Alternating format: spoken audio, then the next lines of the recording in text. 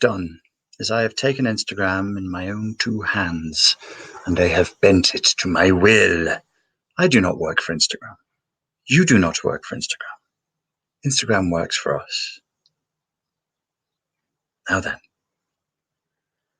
what you do is you go to the link that's provided in the description, which is instagram.com/Richard Grannon, which is my name. And then once you have gone there, you will see you don't need the Instagram app. You don't need an account. Don't get an account. Don't get the Instagram app. Just open it up in your browser. That's fine. If you do have the app, so much the easier, but you don't need it. If you go there, you will see this, my profile. Scroll down. You will see a series of squares with colors on them and emojis. Yes, this one says start here. You press it. You press it with your finger to these things on the end of your hands that you poke at blancmange. And then you swipe. And when you have swiped with your finger, you will see a series of instructions. They are what we call step-by-step instructions. And they even include videos. One, white belt one. And that really is just to explore. It takes voice. Okay. So what you're going to do is you go there and it explains to you exactly how to do the emotional literacy exercise. I'm going to go through one with you now. I would like you to use a pen and a piece of paper for this. How very, very old-fashioned of me. But it's magical when you do that, and I like it. And I'm going to tell you now what the first level of the exercise is, so that you may become emotionally literate. If this is all you can do, it is enough to begin. It is a strength and a skill, and it takes time to develop. Here is a pen. It seems like this has come from the Marriott Hotel, probably in Warsaw, in Poland, where I was recently. The first thing you're going to do is you're going to draw 3 circles. Everybody can draw 3 circles. There's 2 ways you can do the emotional literacy exercise. You can do it every day, just on the day, on the emotions that you felt that day, or you can point the emotional literacy exercise at a specific subject or a specific incident that has left you feeling confused or upset. It's up to you. I would like you all to get into the habit, especially if you're struggling with flashbacks and struggling with the effects of CPTSR, of getting into doing this every day. 10 minutes, 15 minutes, it's good. A little and often is really, really good for you. Would you fuck off? Not you. You stay here. Pay attention. The fly on my nose, that's the one that needs to go away. So you go here. So you've written your 3 circles and you're going to choose. You're either going to do the day, like how you felt today, or a specific subject. It's completely up to you. Whatever you feel most comfortable with. Apparently my head is fascinating to these flies at this moment in time. The first level, you just choose one of these primary emotions from this brightly colored list here. This is the very beginning of your emotional literacy, where you tune in to how you felt today or how you feel around a specific subject. This seems incredibly simple, but it works. So I will choose from this map. I will say today, I just had a pretty good day today. But let's pretend I didn't. I had a bad day and I felt irritation. I felt anger. And then because I felt irritation and anger, I felt shame. I would then click through to those different things and receive the instructions. So shame, I click through and then I swipe and it gives me the list of secondary emotions. Okay, but wait, we're just on level 1. We're just white belting on level 1. So just a white belt level 1. I'm just going to write down in these 3 circles, irritation, shame, and anger. If this is all you can do for today, that's enough. If this is all you feel up to doing, that's enough. If it takes you 5 minutes, 10 minutes, 15 minutes to get to each one of these, so be it. Not everybody's in the same situation. Some people are more traumatized than others. Some people have less emotional literacy than others. Look at that. It's just sat on my big forehead. It's like, here's a big plot of land. He doesn't need all this. I shall set up a burger bar here. I shall call it the Slaphead, but get off my head. The slap. The Slaphead. If I punched it out of the air, would you be impressed? I'd be impressed. The Slaphead Burger Bar. So then you're actually going inside and you're saying, what did I feel? And then you're writing it down.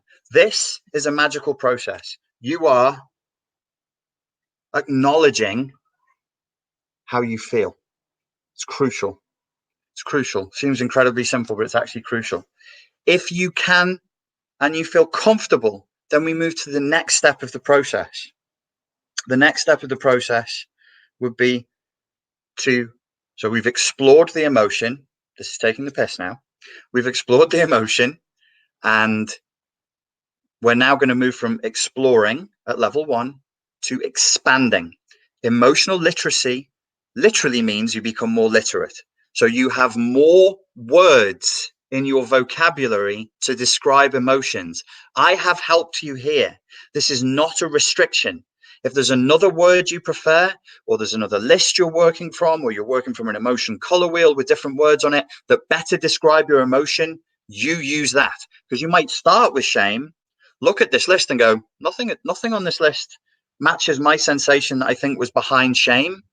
I actually think behind my shame, I felt something else. Okay, then that's what you write down. But this is the way in which you do it. You go through each of the 3 emotions that you started with, and then you seek to expand them. So I said, let's stick with shame. So for each of these, I'm going to draw 3 more circles.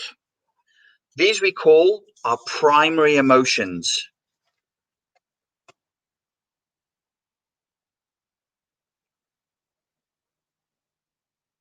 These brightly colored squares are, I think, my hypothesis, the most important primary emotions for people with CPTSR.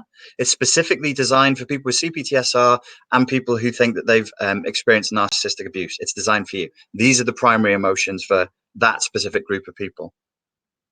When you click through, you get the secondary emotions of each of these primary emotions. Yeah. So you're actually going to then start writing them down. So I've gone to shame. That's the primary. And then I'm going to draw these 3 circles and I'm going to write down my secondary emotions. So what was behind my shame? I have a list here of options. You can go to Instagram now and follow along with me, boys and girls. It could be that I feel disappointed, mistaken, criticized, jealous, angry, scapegoated, humiliated, powerless, exposed, vulnerable, foolish, so on and so forth. I would then choose 3 words that describe the feelings behind shame. So I'm telling myself, or I'm telling my counselor, or I'm telling my friend, I feel shame. And then you actually go inside of it and you go, I've been saying I feel shame, but you know what? I'm actually not ashamed of myself. I am, for example, disappointed, but not with me. I'm disappointed with them. I'm almost feeling shame on their behalf, perhaps. You see how this could get really useful? You're telling yourself one story about how you feel, but it's actually not true. This is one potential usefulness of this exercise. Another one, let's say it's made you actually behind the shame is a sense of vulnerability. Okay. So now we have 2 secondary emotions. We're going to choose another one. I'm going to choose scapegoated. I mean, are you joking right now? It's been total fucking silence here all day. Could you just fire up the most noisy farming equipment you have at sundown? Yeah? Cheers. Gracias. Yeah, that's awesome. Louder and closer. Where am I on the primary emotions right now? So, surging ahead, we now have secondary emotions. We now have a more, thank you, a more nuanced precise, specific description of what it is that we're feeling. And these precise, specific descriptions of what we're feeling give us a closer map of a truer map of where we're up to internally. So this is your level 2. This is your white belt level, and then you have your yellow belt level if we're using the martial arts analogy, and we're slowly working into the emotions and expanding them. This thing that I've done for you has, for each emotion, specific instructions for how you work through the emotion. I'm not going to get into it in this video. I'm going to do more of these videos. I'm going to keep it light. So we're at our first level here. But if you actually go and look, follow the link in the description below, it will show you the way you work through anger is similar in principle, but different in important ways to the way in which you work through in shame. Everything has step-by-step instructions and video clips. There are short video clips for how to work through each specific emotion. When I drilled down into this and I was like, well, I don't see what the big deal is. I've told people just write down their emotions and to just get on with it. And then I'm sort of like reviewing myself and I'm going, okay, well, is it the case that sometimes I'll go to like a martial arts class or I'll go to a dance class and the instructor's doing something and they can't convey what it is that they're doing because they don't know what they're doing, which is totally common.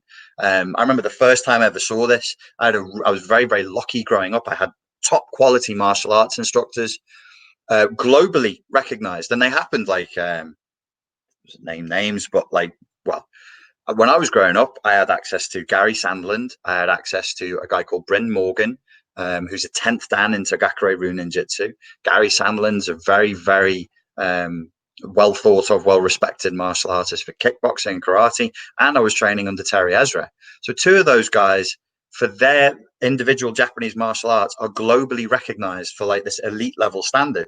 And one was on Harrowby Road in Birkenhead, and the other one was training out of the Bidston Tennis Centre, like, I don't know, it's a 10-minute drive away from Harrowby Road in Birkenhead. So I was really, really lucky. But I would watch these guys, and because I was into NLP as a teenager, I was into modeling, and I'd be like, what's their strategy? How are they so good? Let's look at what they do.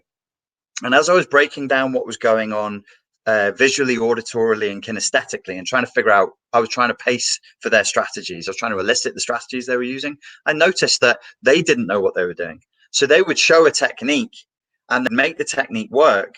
And then the students wouldn't be able to make the technique work. And they'd be like, huh, okay, let's do this. And their brain would tell them, oh, the focus is where the wrist is, or the focus is the hip movements, or the focus. And I'd be like, that's not, that's not. When you, the master, do the technique, your timing is like this, your movement is like this, and this is like this. So similarly for this, I was like, well, what am I missing? I'm telling people just go and write down the feelings. And then I'm like, well, what would the difference be if I hand that approach over to another coach and then just sit back and let them do it with the client? Am I going to be that annoying instructor who says, there's nothing to it, just tell them to write down their feelings. Go on, get on with it. And the coach under me is like, are you sure you've told me all the instructions? And I'm like, there's nothing to it. Just get on with it. Get on with it. And they get 30 seconds into the exercise and get to the first emotion. And then I'm coming across the room going, no, not like that. That's wrong. I think I am a bit like that. I think because I think it's easy.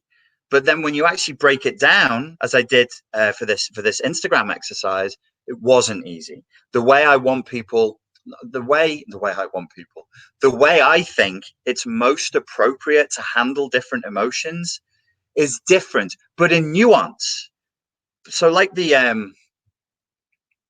was an instructor that came over from Japan when I was doing Aikido. I can't remember his name, whether it was Kanetsuka Sensei or different. Maybe it was Kanetsuka Sensei. And then he would do Aikido, and it was totally different to what Ezra Sensei was doing, but the technique was the same. You'd be like, okay, it has the same Japanese name, and it comes from the same attack, and it's an inward winding defense, and this is happening. But the way it was manifested was different. The wrist is up here, the ankle is here, the hip is this way, the shoulder is here, the timing is different, the energy is different, the intent is different. Suddenly the whole technique changes. Externally, you're looking at it going, it's the same thing.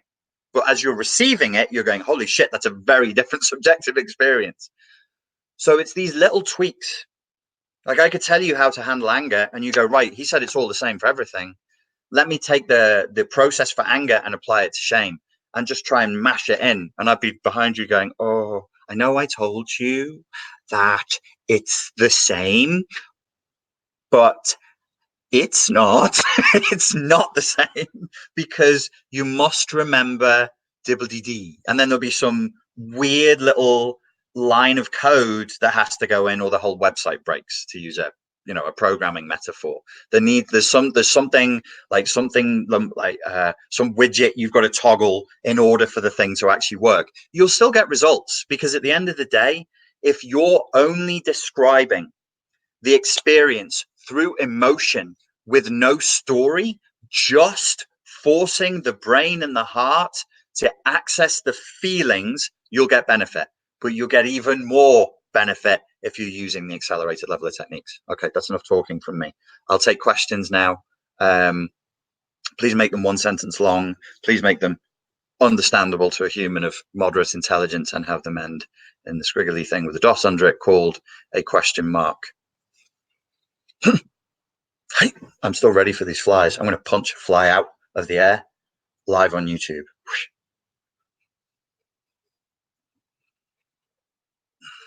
Omnia asks, why? Just because, Instagram is this place, this platform that absorbs human consciousness, and it effectively means that all of us who go there and operate there work for Instagram. So I was like, I would like, in the same way that I've used YouTube, I think effectively to help people with some pretty serious mental health issues, I'd like Instagram to do the same thing. And when I thought about it, it actually works. It actually, as a platform, if you go there and follow the instructions I've given, it works. It's pretty handy for this. How do I get access to this? Asked Valerie. If you follow the link in the description below this video, you'll get access to my Instagram profile. You do not need an account. You do not need the Instagram app. You can just open it in your favorite browser and begin using it straight away.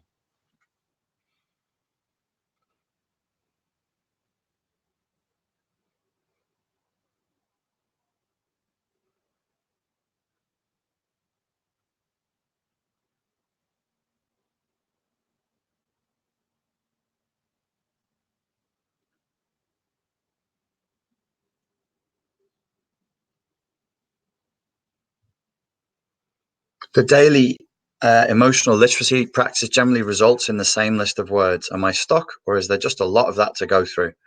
I don't know. Are the secondary emotions always the same? How often are you doing it, and how long does it take you to do it each time?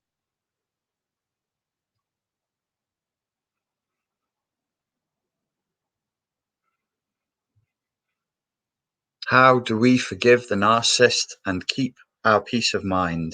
I'm not sure that forgiveness in the traditional sense is really necessary. There does need to be some kind of letting go, though, so that you can get on with your own life. My personal advice as a human being, not as somebody who is attempting to instruct you, would be that what has worked best for me is to work through the grief, work through the sadness, and to grow beyond them. There is a clue in the video on the Instagram app. If you go to sadness and you swipe through to that video, there's a big clue in that video as to how to do this.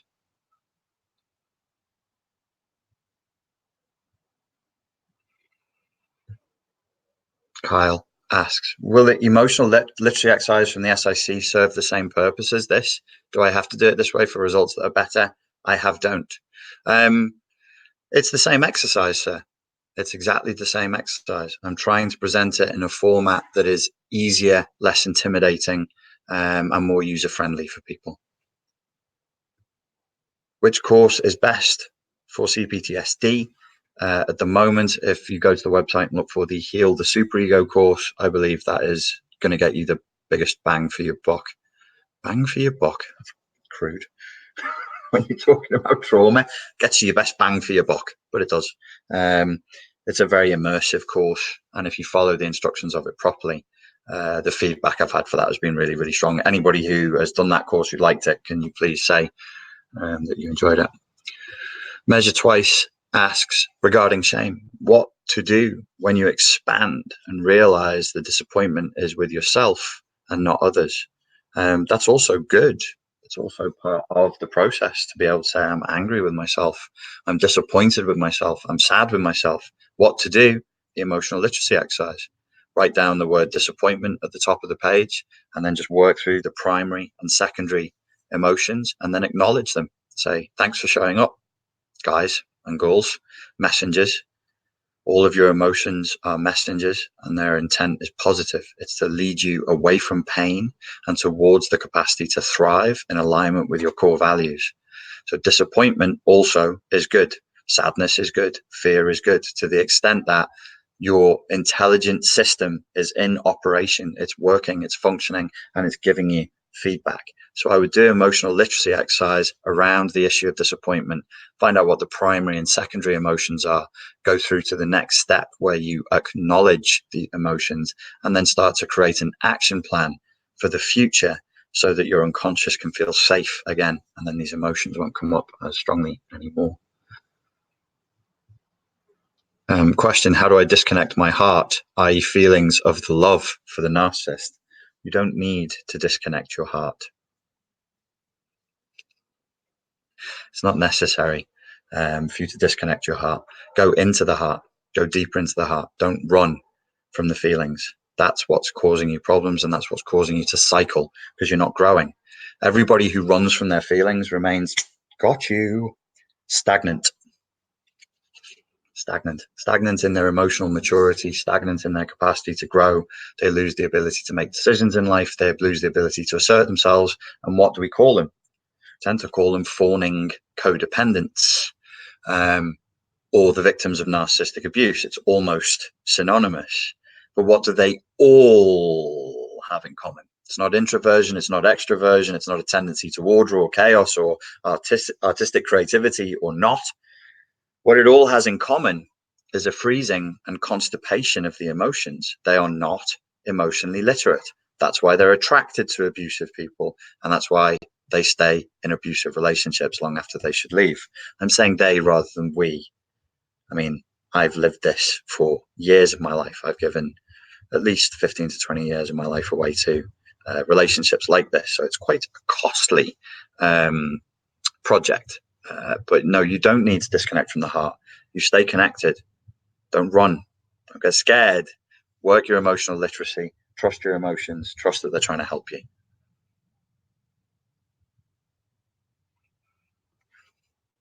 What do you get when you guzzle down sweets? Eating as much as an elephant eats. Dee dee dee dee dee dee dee dee dee dee. Ethereal enigma. What do you do when another person's emotional illiteracy is what's causing you grief? What would I do, or what does anybody do?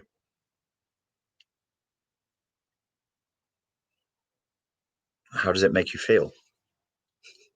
I would do an emotional literacy exercise over the fact that you're frustrated and sad that somebody else is emotionally illiterate. If you're connected to somebody and you're expecting something from them that they cannot or will not give to you, then you should accept that rather than fight it. And you will fight it if you're emotionally illiterate and you fear the grief of the loss of losing them and losing the relationship. If you are emotionally illiterate, you will no longer be jumping at shadows. You will no longer be cowardly in the face of difficult emotions. You will face them with bravery, knowing that whatever it is that comes up for you through your heart, you can deal with it. What is the nature and destiny of mankind? I thought I'd keep it light. Actually, we prefer humankind. That was my Justin Trudeau impression. Question. Will healing be a continuous practice and study? Like life? I have no idea. I'll let you know on the other side, I guess. Healing, well, there's always going to be pain. There's always going to be stuff that disappoints, that causes a little bit of trauma. Nobody gets to live a pain-free life, and I think the only difference is you can get to a point where you're not overwhelmed with it, where you start to master it a little bit, and you go, okay, I can deal with this. It's not that big of a deal. It only seems like a huge deal when you're still operating from the paradigm of like a 5-year-old or a 6-year-old, because if that's where the trauma went in and that's where the emotions froze, you could be very mature and very conscious in other areas of your life. But if you're still responding like a little kid to emotions because the emotions are the trigger, then you're in a very, very weak position. So yeah, I think the trauma and the disappointment won't go away. We'll probably end up making better decisions. I'm sure the people that we called masters throughout human history, basically people who got to the point where they were making better decisions than the people around them. But there can be such a perceived gap between like, oh, my life really, really sucks and you seem so together, that they'd stick them right up higher on a pedestal. Bloody flies, bloody mosquitoes. I tell you what. Will our Instagram friends be able to see our therapy stuff? If you show it to them, they will. Use social media responsibly. Know what people can and can't see. It's a funny question to ask because I see what most people post on social media, and discretion seems to be at the bottom of their lists. I often feel like, I sigh to myself, quietly mute their posts and their stories, and kind of think it's almost as if they don't know that not only is this like visible to their friends, but it's visible to the general public. People have their profile set on public. So what can you see on Instagram? Well, if you like something or comment on it, people can see it. So don't like it and don't comment on it if you don't want people to see it. Those are the rules of Instagram. Let me catch up. A lot of people ask questions here. Question: what is your Instagram name, as I don't use it? Follow the link in the description bar below. I'll put it in the comment section here again. Matthias: why can't I emotionally grasp what happened, but intellectually, my emotions, instincts are gone? You're in the right place and you're on the right subject. You are emotionally illiterate. You intellectualize that which should be processed through the heart. You're trying to process through the head to make yourself feel more safe and secure. So you are now emotionally illiterate. I highly recommend you get to grips with this exercise and start doing it daily. Your life will improve dramatically.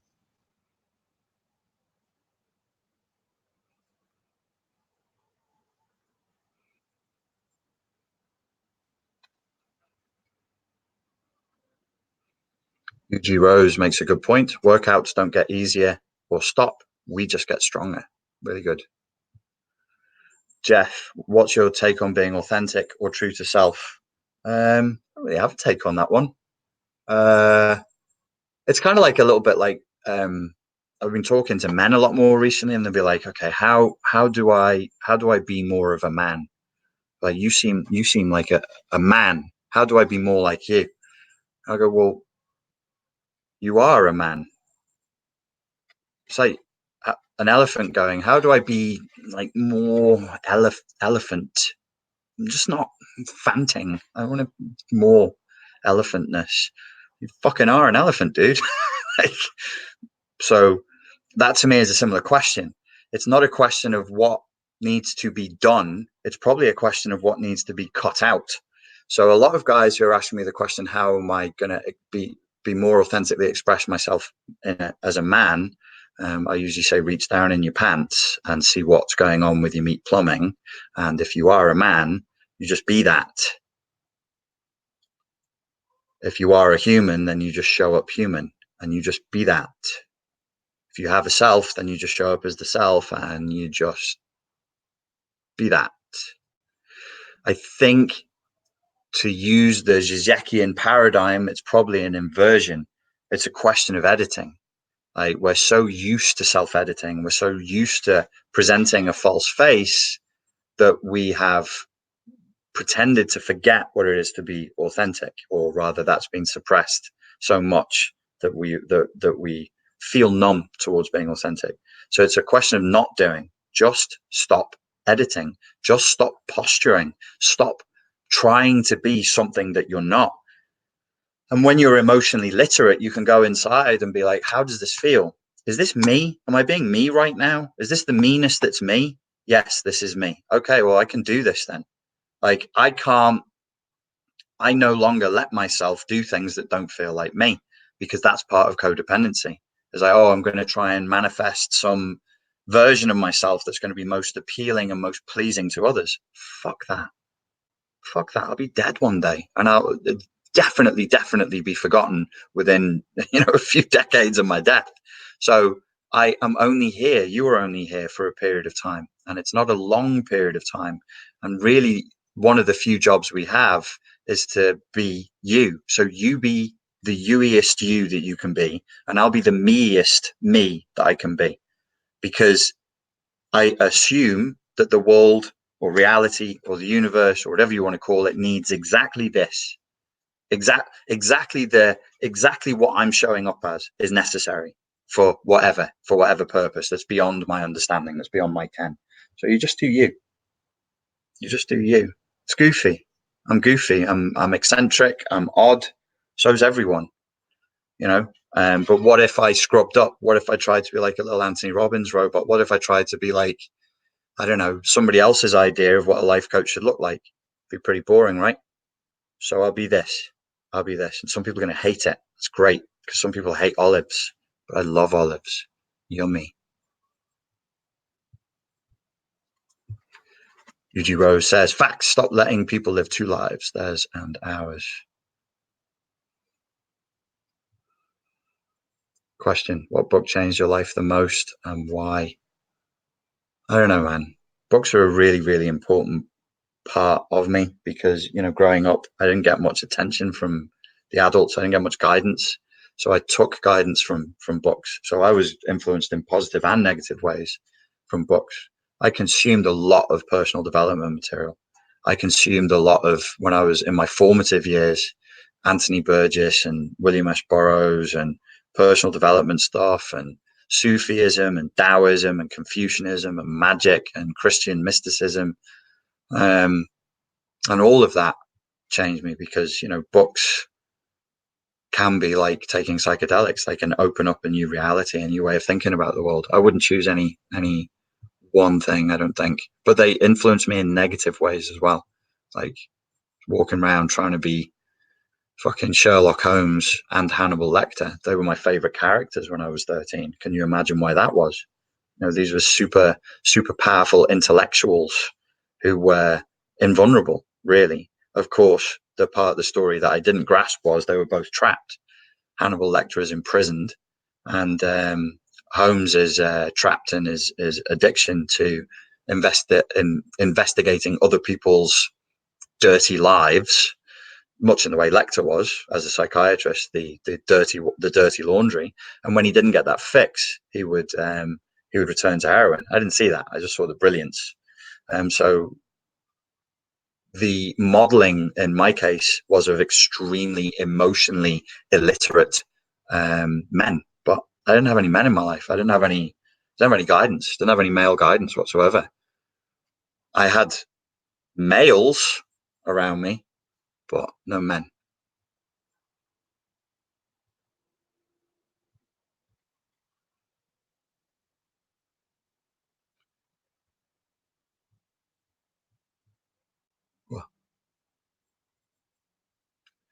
The toxic person let you know that your feelings are not valid. Is that a factor that you depress emotions and get illiterate?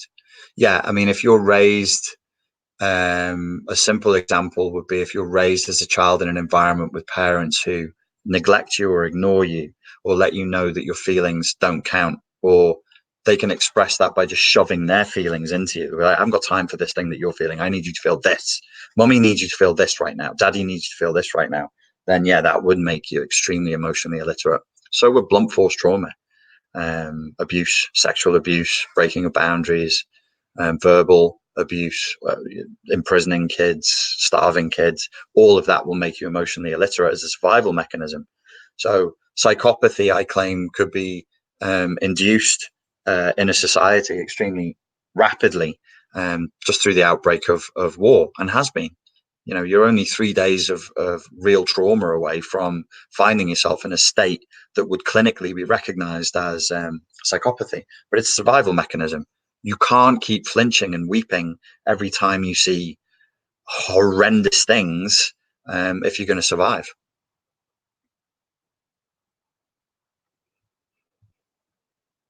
Recently read The Prophet by Khalil Gibran. It's a nice short read. Yeah, it's one of my all-time favorites. That really nice. Yes, it's invalidating to say your emotions don't count. Just do what I want you to do. When you have highly narcissistic parents, it's quite common for them to just shove their emotions and their needs into the child's space. They see the child as a vessel that they own, and that they're like a tool that they can do whatever they want with. So that will ultimately lead to you being very, very emotionally illiterate. Rebecca says, is it normal when an end of a series of therapeutic sessions feel like a breakup? Unfortunately, yes. These are the kinds of things that a therapist or a counselor or a coach is supposed to guide you away from feeling, with skill and care, but it's not easy because, it's long been known since the early days of Freud, that the therapeutic relationship is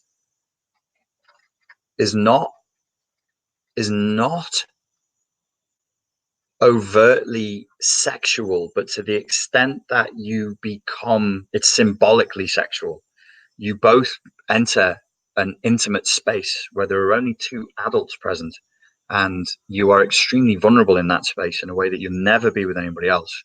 And that's where you end up with problems in therapy like transference and countertransference, where inappropriate feelings can creep into the space between the client and the coach or the therapist, and then the therapist and the client. So there's nothing, it's totally natural. Like, humans are designed to bond with each other, and intimacy creates strong feelings of bonding, and that's fine. It's all good. It's just that they're supposed to help you. The way I've always done it, and the way I've coached my coaches to do it, is in a way where the client definitely doesn't feel like they've been in an intimate relationship to start with. So there is a little bit of cold water splashing that happens in a lot of sessions, and in between sessions as well. And so at the end, so that then offsets much of the risk. And then when the sessions actually end, there's a protocol that should be followed for ending sessions so that it doesn't send the person into, like an abandonment trauma flashback or something like that. Yeah, I've also heard, I've heard it from both sides. I've heard it from therapists and I've heard it from clients. It's something that we, as human beings, we need to handle with a great degree of care and intelligence.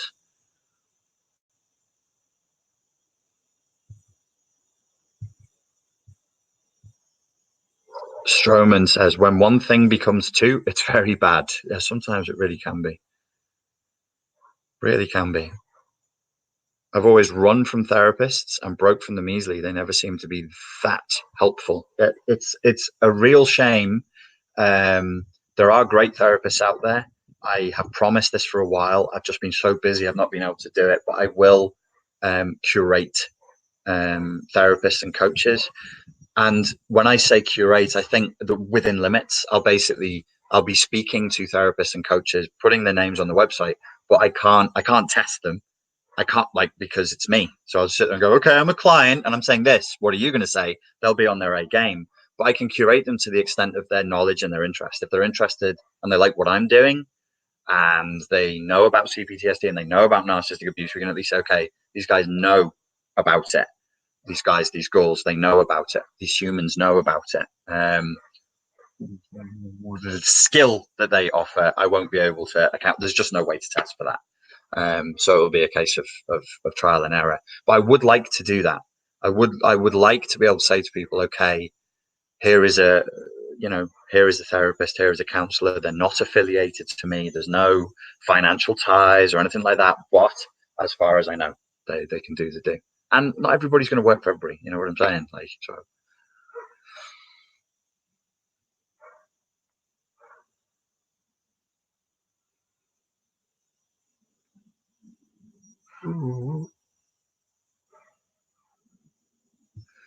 Is it possible to be emotionally illiterate but hypervigilant of others' emotions and emotional states?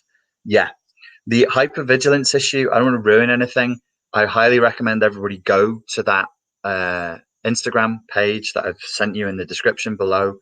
Open it up, go through the exercise fully 3 or 4 times over 3 or 4 days. The hypervigilance issue is covered.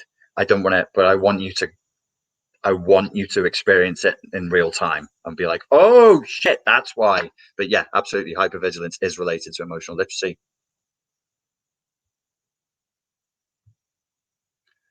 Okay, Chris asked the question.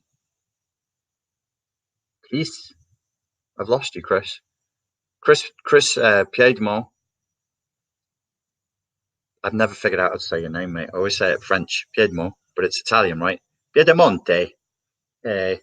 Um, he says, how's the book going? I've got a ghostwriter, great guy, and he turned this dry, preachy, instructional thing.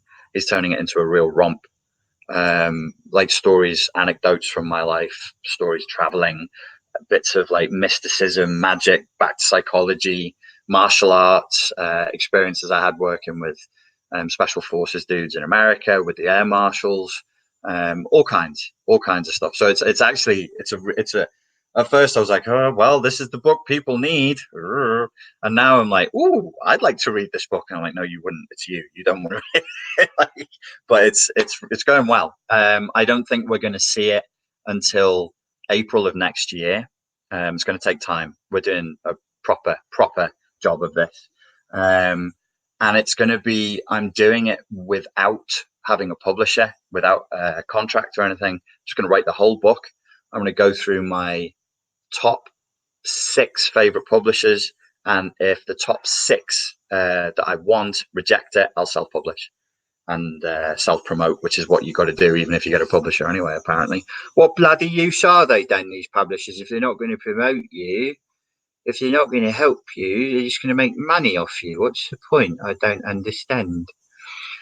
Lisa Lightrider, the Lightrider. Do you believe in the tough love approach to coaching? I feel like I need that. Ooh, but I can't find one. None of them are tough enough for my liking. I think I could do with a bit of tough love as well. Yeah, man. I mean, yes, it's popular right now. So I was looking at like what books are selling well at the moment, and everything really that's in the top 40, if you look on Amazon, is like on psychology, is kind of tough love related. Even Brene Brown's latest book that she's come out with, it has a title that's like something to do with courage and bravery. She's a woman who champions vulnerability. So yeah, it's a thing right now. David Goggins has a book out. That's all kind of tough love, discipline, somewhere between a military mindset. You've got Jocko Willink. He wrote a book that was a good one called Extreme Ownership, which is almost like, the yang variation on Marsha Linehan's Radical Acceptance, the yin versus the yang kind of like, but it's the same. Basically, it's the same concept. Same concept. One's for therapy, one's for running military units and being a high level corporate manager, captain of industry type. But it's the same key principles. So yeah, the tough love thing is important. Do I know of any coaches who do it? No, not really. I mean, that was me. Remember, this what's like. Not everybody knows this, but that's what Spartan Life Coach was. That's why it's called Spartan Life Coach. It was the branch of my self protection project that's called StreetFightSecrets.com, and it was for men who were these tough guys like bouncers and special forces dudes and bodyguards and policemen and bodybuilding guys and powerlifting guys, and they could fight 10 ninjas and all this. But if they got into an argument at the checkout at the fucking petrol station, at the fuel station, at the gas station, they'd shake and their voice would start to crack because of various issues that everybody here is perfectly fluent in. But at the time, we were all totally confused by it. So I was like, okay, I'll do some life coaching with you guys. And I got such an overwhelming demand for that it split. I was like, okay, we need a separate project over here. To the extent that if you buy the self-assertiveness course, that's still hosted on Street Fight Secrets. Any of you bought self-assertiveness, you'll be like, where am I being, what the hell is Street Fight Secrets? You're taken through to another portal. So that was originally what I was all about. It was through time. Like, I learned from the people who were talking to me, and I was talking to them, and they were talking to me, and I was developing my own ideas. And then I realized where I had problems, that it became much more about childhood trauma and much more therapeutic. And to that extent, the tough love thing is really appropriate for many clients, but it's finding that balance between yin and yang. Everybody needs a kick up the ass at some point. But if you've got somebody who's highly traumatized, but they don't know it because they're emotionally illiterate, if they know it, they'll be like, I'm not going near a tough love coach. That's no good for me. But if they don't know it because they're emotionally illiterate and they go to a tough love coach, they could have their sandcastle kicked down, and it's really not good. So I've stayed away from it, but that's it is necessary. It is necessary to have some of that.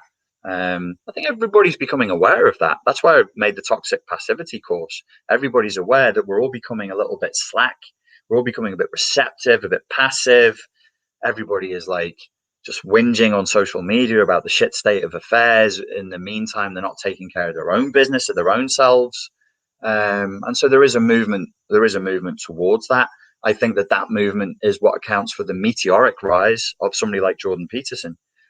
I personally don't believe it's because he's the champion against the crazy SJW warriors, SJWs and the regressive left.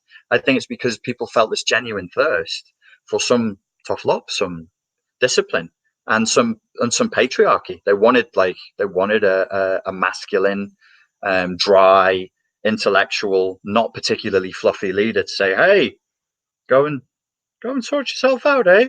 My Jordan Peterson expression's terrible. My Zizek one is good, but Jordan Peterson one is terrible.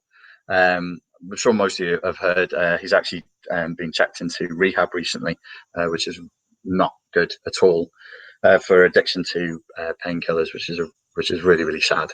And yeah, I mean, I've been very critical of him and will continue to be, but I would say, obviously, I think everybody would wish him all the best and hope he recovers from that rapidly.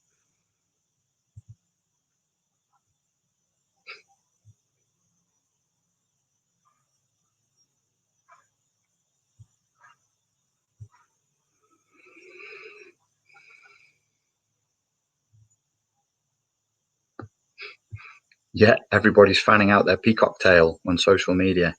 It's because it's got to the point where like social media posts are nothing more than very often like just virtue signaling. People are just going, "Yeah, this is what I'm into." Click. It's like, oh, fucking hell. I used to say that's like the t-shirt philosophy. So people would say, "Oh, I'm into Buddhism," or "I'm into this," or "I'm into that," and it was as easy as just putting on another t-shirt. Now people couldn't even be bothered to burn the 3 calories it takes to put on a t-shirt. They just want to do this. Uh, uh,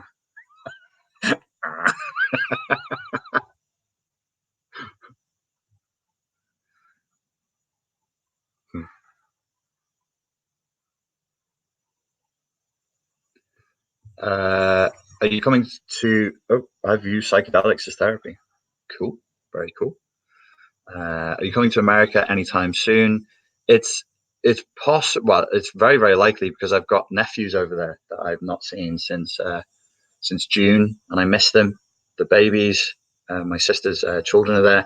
Whether I come to America and do seminars or not is a different question. But will definitely be coming to America in the next 3 or 4 months.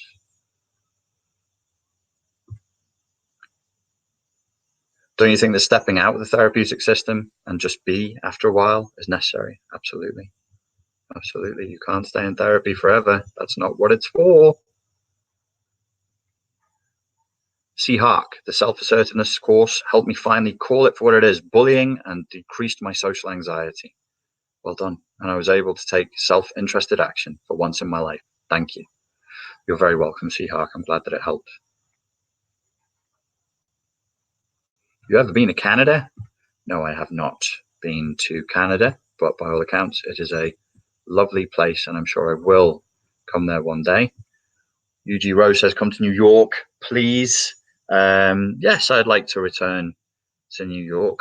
I liked New York as a city for a brief period of time only. I think after 3 days, I'm done with it. But yeah, if I come back to America and do seminars, the two places I would consider doing it would be New York and then in LA again. You know, can't do what I did a couple of years ago and go to all the major cities because that was a pain in my ass.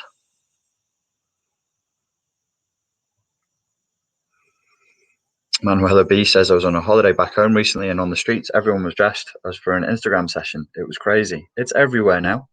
The ideological infection is everywhere, and the brainwashing is, is really in full flow. Okay. I am going to stop there. I would like to thank you all very much for your time and for your attention. I will probably not be doing this again tomorrow, but I will be doing it again the day after. Please do go to the Instagram profile. Please start doing it every day and take 10 to 15 minutes out of your day for this self-care exercise. You will be glad that you did. Thank you. And I look forward to speaking to you again soon. Cheers.